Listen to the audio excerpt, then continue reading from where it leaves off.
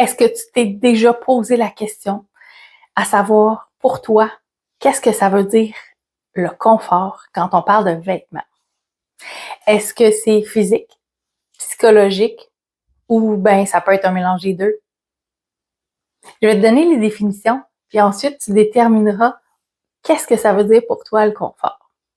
Donc, évidemment, le confort physique, c'est vraiment très basique. C'est comment tu te sens dans ton vêtement. C'est l'aisance que tu as besoin pour être confortable. Est-ce que tu es plus du team j'ai besoin que ce soit ajusté, que ce soit comme une seconde peau pour me sentir bien? Tu peux être aussi du type moi j'ai besoin que ce soit ample, sinon je vais avoir l'impression d'étouffer. Ou ça se peut que pour toi, c'est ni trop ample, ni trop ajusté.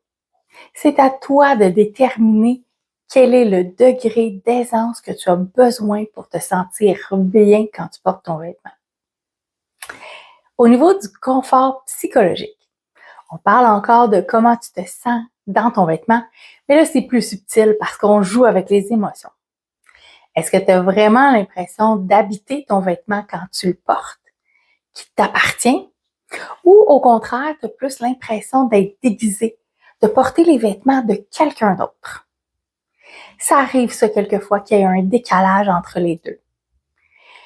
À ce moment-là, c'est le temps de te poser des questions.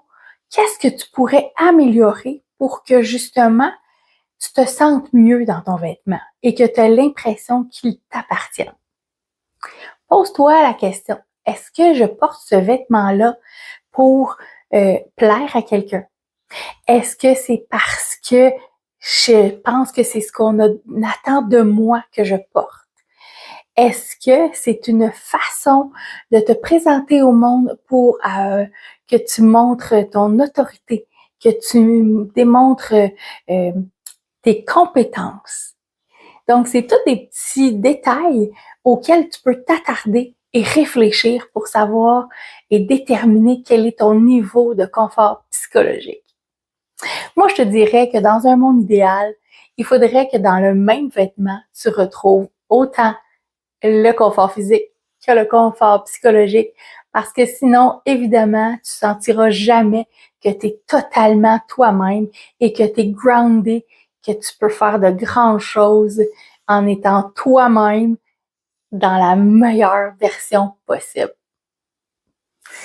Est-ce que ça arrive des fois que tu te demandes qu'est-ce que tu pourrais faire pour améliorer ton aventure vestimentaire, mais que tu sais pas trop par où commencer?